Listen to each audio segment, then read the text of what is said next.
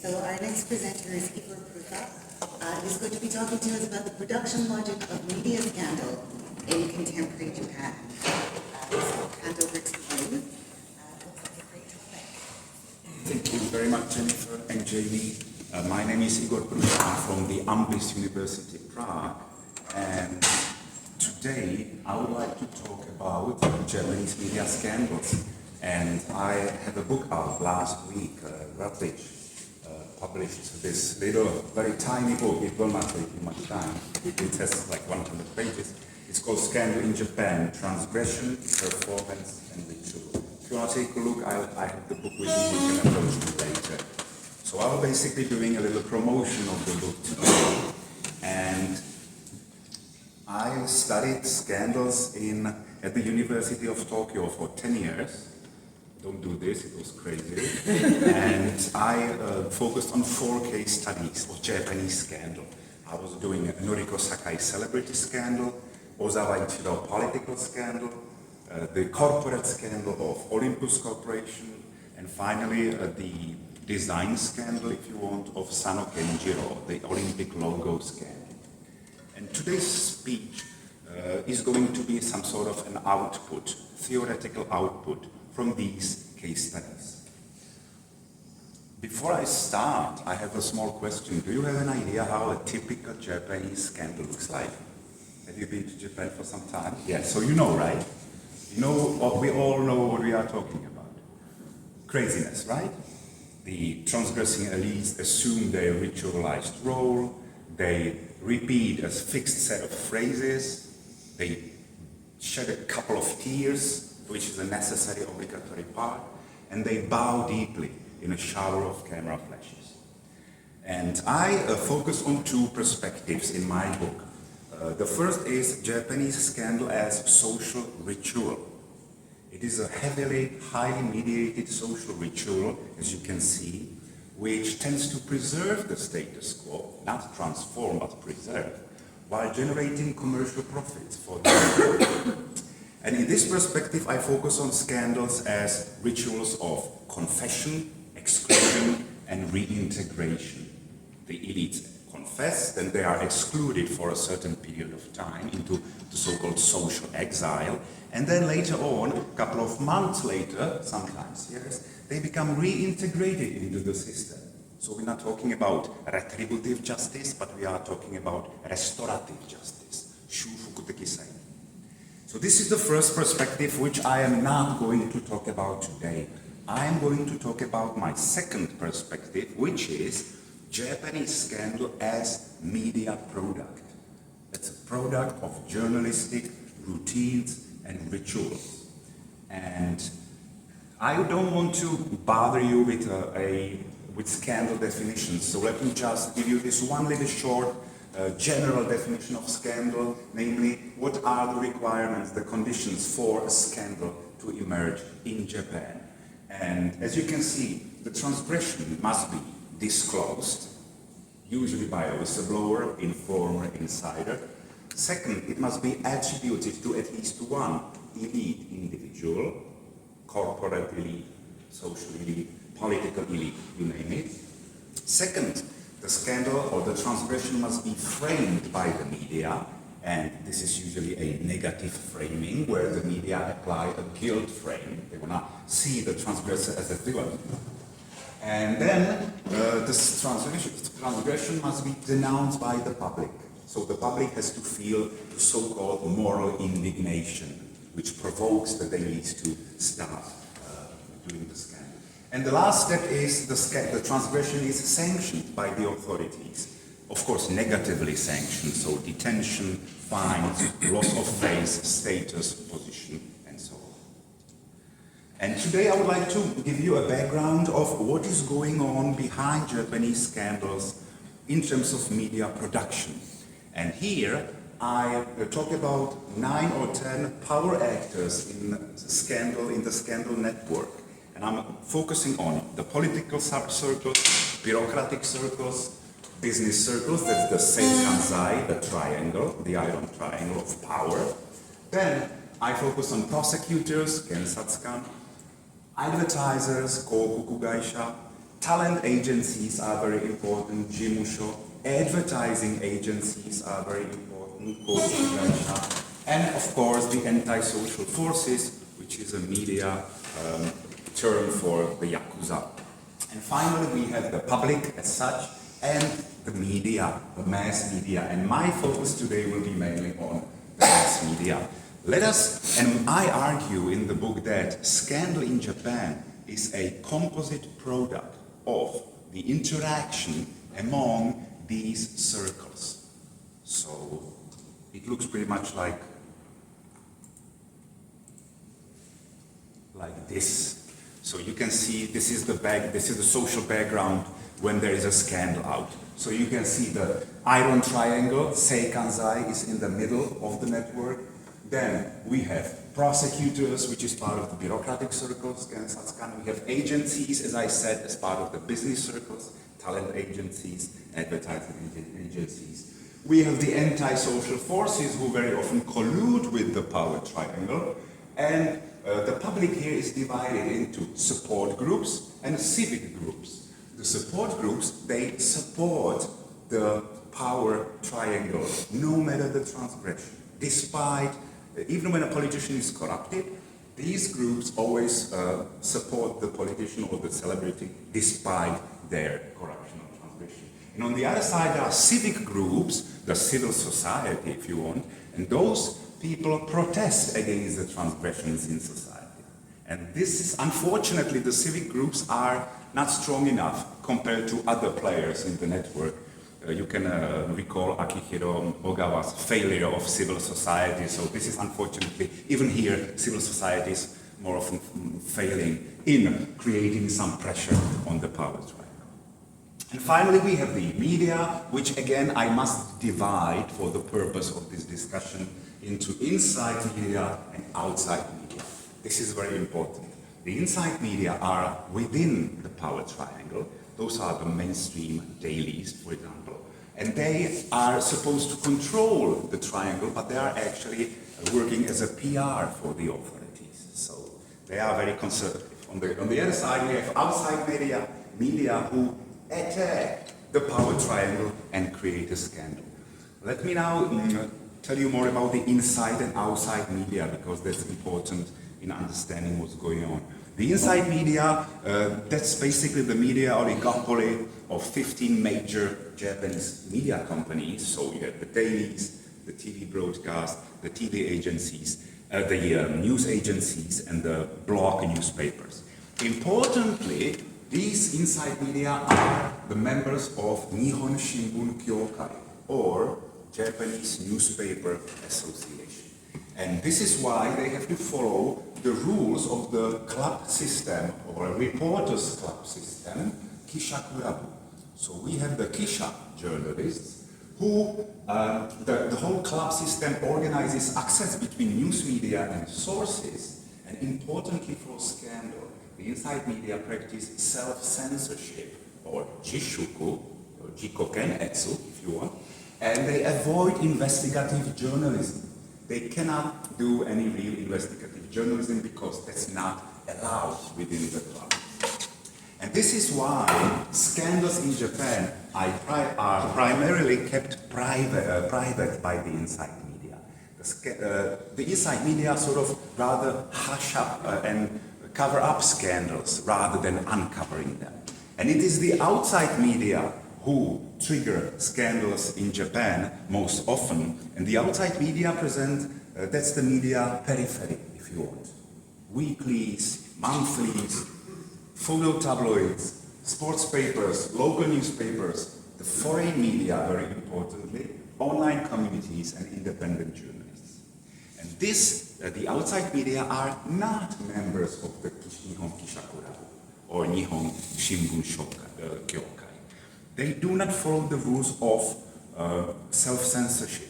They can trigger and magnify transgression to incredible shapes. And the most important actors within the outside media are the weeklies, the shukanshi. I don't need to introduce you to the weeklies. I'll just say that there are over 100 titles, circulation 5 to 6 million, And there are two types of weeklies, and this is again important for scandal. There are weeklies owned by the big dailies, such as Asahi Shukan, which is owned by Asahi Shimbun. And then there are weeklies that are owned by large publishing houses, such as Bungei Shunju releases Shukan Bunshu, or Shinchosha Company releases Shukan Shincho. And these weeklies are the biggest instigators of scandal in Japan. So this is my conclusion, that scandals are usually triggered by the outside media. Weeklies, and I will get back to that. I call this process a bottom-up mediation, because people down there, the lowest positions, are actually creating pressure and push, eventually, the inside media to cover the scandal as well. Here are just 3 examples out of many. So Tanaka Kakue's scandal was investigated in 1974 by the independent journalists Tachibana Takashi and Kodama Takaya. That was the first step. Then their findings couldn't make it to the inside media because they blocked it, so they were exposed in the monthly Bungei Shunju. And then, after this happened, finally, the American Newsweek, it's a weekly in America, picked the scandal. And only then, when the outside pressure became evident, then the Japanese inside media also started covering the scandal. So there has to be this pressure, the outside pressure, usually coming from the foreign media and international investigations. This is also the case of the Johnny's scandal, if you are following it now. In that case, it was the BBC who created the pressure on the inside media. Another case, Uno Sosuke scandal. I don't know if you remember the wonderful geisha scandal of Uno Sosuke, the Prime Minister, 1989. Uno Sosuke was mistreating his geisha, and the geisha he didn't pay her enough money, so the geisha got angry and went to the media to create a scoop. But the geisha went to Mainichi Shimbun, which is one of the big dailies, and Mainichi Shimbun said, no way, we cannot say bad things about Uno Sosuke. And they only forwarded the scoop to the sister magazine, Shukan Sunday Mainichi, and only then Washington Post noticed and reprinted the article. And then, finally, Japanese socialists in the parliament used the article during the Diet interpellations, and only then did the inside media start covering this.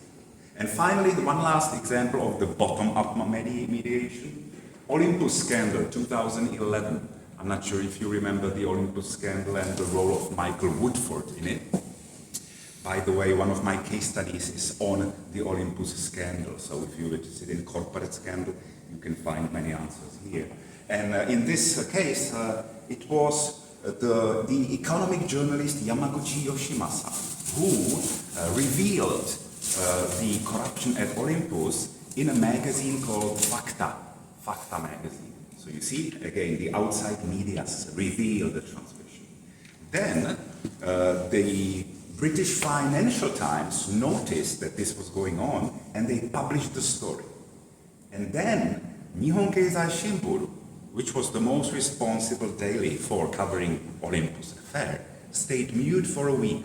They ignored the scoop, and they said they saw no evil, and they said there's nothing happening. So it took 1 week for the inside media to actually start covering a scandal. So this is what I call the bottom-up mediation, and it is very often in Japanese scandals. Now let's go back to the gist of my speech, and that's the 5 categories of scandal producers. I argue that there are 5 categories of people that cooperate and co-produce scandal in Japan. Namely, the promoters, those are the whistleblowers who actually identify some transgression and identify it as newsworthy. Then we have the assemblers, number 2. Those are the media people, newsmen, normal journalists, and so on. And these guys transform the newsworthy occurrence into a media event. Number 3, the performers. The performers are the transgressors themselves, who have to perform the televised confessions. I argue in my book that there are 3 types of confession: the apologetic, the defensive and offensive strategy. And this is what the performers actually do. They dramatize the scandal by the televised confessions. Number 4 are the influencers. Those are the subjects who somehow influence the way scandal unfold in Japan. So prosecutors, agencies, media pundits, they all try to influence the interpretation of the scandal. So they either criminalize transgression or they minimalize transgression, depending on the connection, on the good or bad ties. And finally, we have the receivers, and that's the public. So these are those guys who decode the scandal, they interpret it, and they send a feedback to the promoters in the form of moral indignation. We are angry. Sometimes Japanese go out in the street and protest even. And this is pretty much how every scandal, every ideal type scandal is produced. So there is first a leak processing, that's the first stage, where journalists receive and process some scoop. Then we have scandal proper, which is basically the journalists transforming those little leaks into big scandals. And finally, we have climax and fade out, which is the last televised press conference, the huge spectacle, the one I showed you in the beginning, that was on those pictures. So let me please focus on these 3 stages, and this will be the last thing I will share with you. First, there is leak processing. So leak processing is a moment where, or you can call this stage a latency stage, which means that a certain transgression is an open secret to few people in the know, but it is not yet in the public domain. So it is hidden still.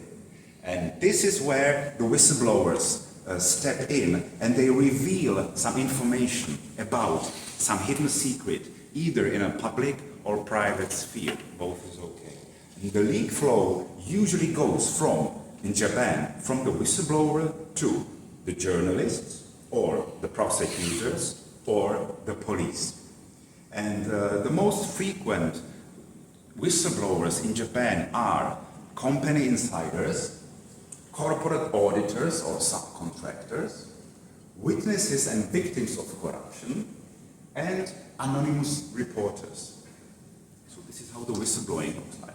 And I argue in my book that in Japan, scandals are never simply born, but always given by something or someone. In the beginning, when I was studying scandals, I thought it's a spontaneous thing. There is a transgression, it gets revealed spontaneously, and people make a media event. No, there must be always something or someone who pushes the scoop toward the public sphere. And I argue that there are 3 main motivations for leaking a scoop in Japan. I call them 3 C's. It's cash, conspiracy, and confession.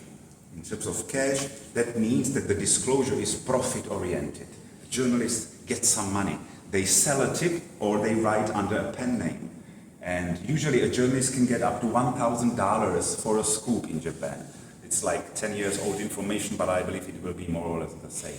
So $1,000 for a scoop, average scoop. And if it's a huge one, then of course it goes into 10,000.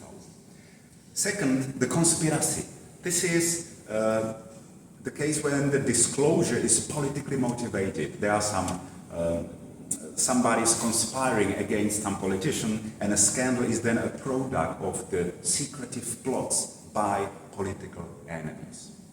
And finally, the confession, that means that the disclosure is morally motivated. It is an unforced, spontaneous confession to the media based on one's own moral indignation or moral reflection.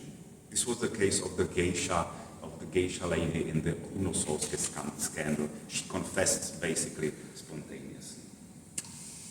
This is how it looks like if we put it into a picture. So here is some transgression leaked by some whistleblower based on either cash, conspiracy, or confession. The coincidence is almost not there.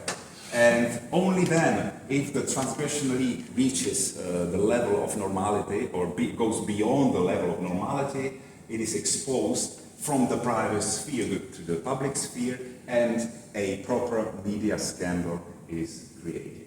But of course, there are many arrows like this in the private sphere, but only some of the arrows make it through the leak exposure. So many scandals, of course, we don't know. We know only the tip of the iceberg. Now, the social media came to play an important role in the first stage, the leak processing, because the Japanese netizens, or nettomin, are very active in terms of studying, analyzing, and uncovering and disclosing scandals today. And it's the netizens who leak scandals to the public while setting the agenda for the mass media. So the mass media, when they see that a scandal is really being discussed on the social media, they will pick on it because they feel the pressure, only when it's huge. And the social media and Japanese netizens are especially effective in uncovering plagiarism and data fabrication, because those digital communities, those online detectives, they are comparing pictures, they are analyzing, and they can see the data, and they can find out that there is some corruption or transgression going on, which was the case of the Haruko Obokata scandal, if you remember, the STEP scandal. That was the online communities who actually discovered that the thesis has some issues, problems. Then it was the Sano Kenjiro scandal of the Olympic logo scandal in 2015. Again, it was the online communities who became the whistleblowers, and they blew the whistle saying, oh, Sano Kenjiro is basically copy of a copy of a copy. And finally, the best strategy of disclosing scandals online is the so-called flaming, enjo jiken, flaming incidents, or netto enjo if you want. And if this starts, and it usually starts on bulletin boards, weblogs, video platforms such as Nico Nico, e-journals such as BuzzFeed, and these are the platforms where the digital communities produce scandals, or they trigger them actually. Now, the inside media, of course, they don't want to proceed, but when the pressure is too high, then the inside media finally proceed to cover the scoop, taking a leaked information and making it into a full-blown scandal, a very commercial media product. And all media outlets usually team up when there is a scandal proper, that means that the scandal is out in the public, and the Japanese mainstream media, they dropped the see no evil approach. Before they were doing like, we don't see anything, we don't see any transaction. Now all the media go like, oh, this is a disaster, this is the worst scandal. And they turn to sort of public avengers. They really go hard on those celebrities crying and torching them and so on. And there are four main impulses, and this is important, for the mainstream media to actually cover some scandal. First, there must be an official investigation. So the prosecutors, the legal proceedings start, raids are made, arrests are made. And once this is on telly, that's pretty much the beginning of a huge scandal.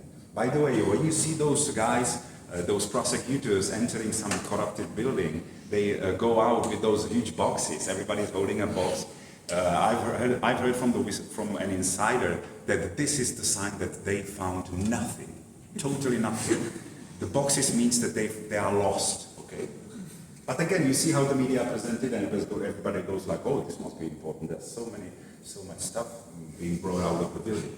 Second, there is the foreign pressure. That would be another impulse for the Japanese inside media to cover the case. And I illustrated it with the Olympus scandal. So the international investigation exposes some Japanese corruption, and this is released by the Western media, for example. And only then the Japanese inside media have no chance. They must cover the scandal. Number three, tabloid pressure. This is the case in scandals where the weeklies magnify out of proportions a scandal so that the inside media actually cannot but pick on the scandal from the tabloids.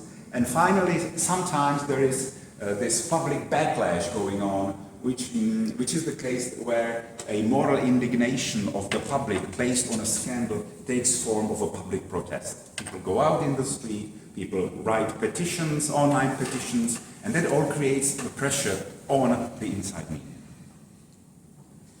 This I will skip, and I want to say something about the TV broadcast. Once the dailies open the discussion and publish a scandal, this is the moment where the TV coverage catches on. adding millions and millions of more people watching the scandal. The TV genre, which is focusing on scandal and gossiping, is the white shows or wider show. So you can see the scandal discussion there. There are always some very clever media pundits who are commenting on the transgression, how bad it is, how illuminate that is, and so on. And the main focus of the TV station, of the online live TV or Namachuke, is first the tearful press conferences. That's the most important platform. You know, people crying and the TVs are showing that. Second, celebrities being taken into custody or out of custody. There are always the media stations, TV stations showing the movement. Or, as I mentioned earlier, there are police raids, prosecutor police raids that are anticipated by the media. So these are three moments where the TV stations are ready and they make the scandal as huge as possible. The outside media, they keep on publishing new information. Shukan Bunshun, Shukan Shincho are the two main ones. And they try to outscoop each other. You know, who will be faster, who will be stronger. And they do not release the information like in one shot. They usually do an initial exposure, in Japanese, dai ichidan, and then this is followed by a more strong, powerful one, that's dai nidan, the second exposure. So it's a slow drip process, you know. The shukanchi are very aware of the thing, so they try to make the best out of this. Importantly, even the shukanshi are exercising some form of self-censorship, and that is the case of scandals. They may affect the clients of Dentsu, the biggest ad company, or the heads of the jimusho, the talent agencies. So even the weeklies are careful not to offend the ad agencies and talent agencies. And finally, the last step in my process, scandal process, is climax and fade out. What does it mean? That's the moment where we are assessing damages and imposing sanctions on the transgressor. So there is this huge live TV going on, people are bowing, apologizing, crying, and actually there are two levels of processing this event. First is the legal level, that transgressions are based on failing one's legal responsibility, or hoteki sekin, and they result in material sanctions, such as detention and fines. But more importantly for our context, scandals are processed on the symbolic level, which is related to moral responsibilities, or dogiteki sekin, and lead to symbolic actions, loss of face, loss of position, loss of status, and you know this is very devastating in Japan. Loss of face is really the last thing you don't want to have. So the climax takes shape of the final apologetic press conference, Shazai Kaiken. Sometimes when a politician doesn't want to apologize, he calls for keppaku kaiken, or televised vindication. But most often, and almost often in case of the celebrities, there is an apologetic press conference, and the media, they cover the confessional performance in a surgical detail. They just observe every tear being dropped, even. How many bows does the transgressor do? How deep is the bow? How many tears did Noriko Sakai shed? 22, yes. So this is something I talk about usually in a different context, so I'm just focusing here on something else. I just wanted to say that the whole press conference is an orchestrated pseudo event par excellence with a very high degree of spectacularity. And I'm talking about the spectacle in terms of Gidebor. So it's really a spectacle for nothing. It's an empty spectacle, actually. And still, these empty spectacles have extremely high TV ratings in Japan. It can go between 40 and 50% of the national viewing audiences. For example, the Noriko Sakai scandal had 43.3% of Japanese audiences watching. It's like almost one half of Japan is watching. So obviously, there is something important about scandals in Japanese culture. There are only the Olympic events or wedding ceremonies. They have 50 to 60% of national audiences. But the third biggest event in Japanese telly would be the scandals that can go up, they go beyond 40% of viewing. And scandals enter the collective memory through books, documentaries, movies. I analyzed 3 scandals here, Sakai Noriko scandal, Olympus scandal, and Ozawa Ichiro scandal, and all 3 scandals produced books, films, commentaries. So the scandal lives on, and it is still commercialized even after it is done. And this is my last comment on the whole process. To just sum up, there is a transgression leak. It is usually the outside media who pick on the leak, so we have weeklies, local papers, sports papers, foreign media, online media, independent journalists. Those guys actually attempt to expose the transgression. At the same time, however, there are the power groups, the support groups, power triangle, talent and ad agencies that actually try to ignore or cover up the transgression. On the contrary, we have the civic groups, independent lawyers, NGOs who protest against transgression. But they have not enough power to scandalize the public, but still they are there. And finally, we have the so-called influencers, the prosecutors, police and committees, and they criminalize the transgression.